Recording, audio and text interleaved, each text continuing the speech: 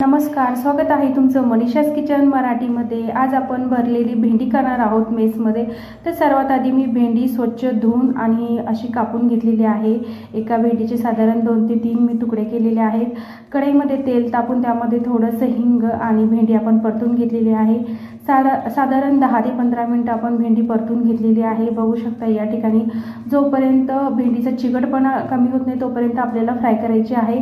तर फ्राय केलेली भेंडी काढून आणि त्यामध्ये मीठ टाकायचं आहे। आता एका कढईमध्ये आपण अद्रक लसूण खोबरं कोथिंबीरची पेस्ट आणि टमाटर याची पेस्ट टाकलेली आहे। हे वाटण आपण छान 3 ते 4 मिनिटं परतून घेतलेलं आहे तेल सुटेपर्यंत।